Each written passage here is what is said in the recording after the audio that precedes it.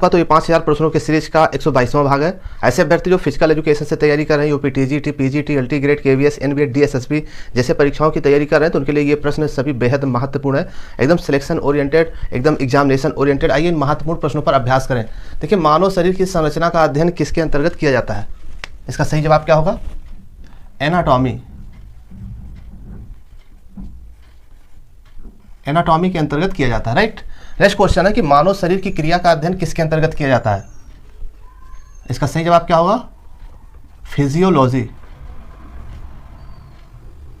यानी कि फिजियोलॉजी के अंतर्गत मानव शरीर क्रिया का अध्ययन किया जाता है, ठीक। नेक्स्ट क्वेश्चन है कोशिकाओं का अध्ययन किसके अंतर्गत किया जाता है? सही जवाब क्या होगा? Cytology, right.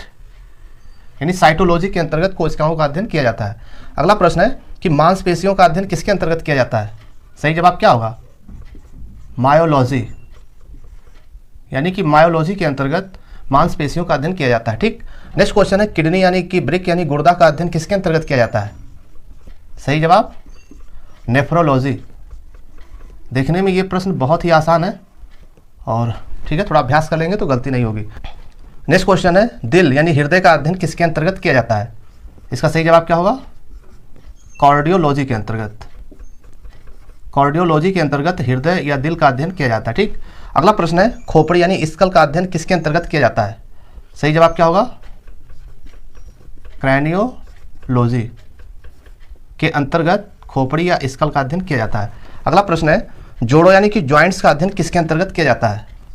सही जवाब क्या होगा? आर्थोलॉजी। नेक्स्ट क्वेश्चन है ऊतक यानी टिश्यूज का अध्ययन किसके अंतर्गत किया जाता है?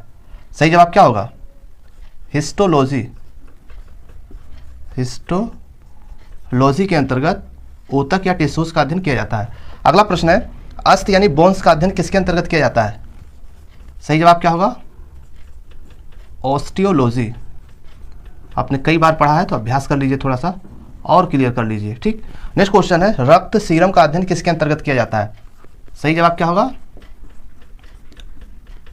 सेरोलॉजी के अंतर्गत रक्त सीरम का अध्ययन किया जाता है।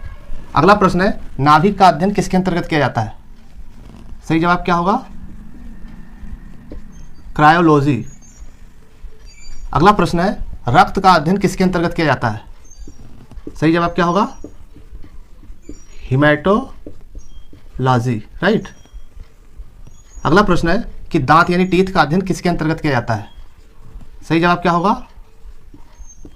ओडोंटोलॉजी। ओडोंटोलॉजी के अंतर्गत दांत यानी टीथ का अध्ययन किया जाता है। अगला प्रश्न है कवक यानी फंगस का अध्ययन किसके अंतर्गत किया जाता है? सही जवाब क्या होगा? Mycology, right.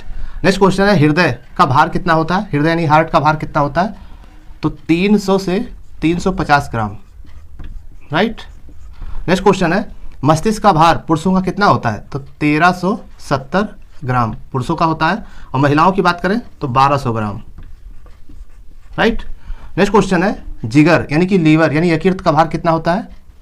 तो 1.2 किलोग्राम नहीं 1.5 किलोग्राम से 2 किलोग्राम, राइट। नेक्स्ट क्वेश्चन है किडनी यानी ब्रिक का भार कितना होता है? ठीक है ना। देखिए जो दायां किडनी होता है उसका भार 140 ग्राम होता है, राइट।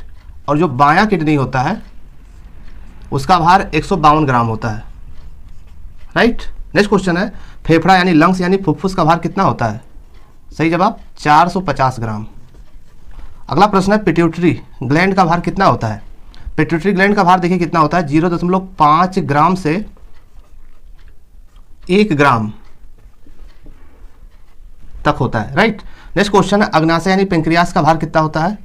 तो इसका सही जवाब होगा 91.8 ग्राम, या अगर पाउंड की बात करें तो 0.20 पाउंड ये होता है अग्नाशय यानी पेंक्रियास का भार, ठीक है।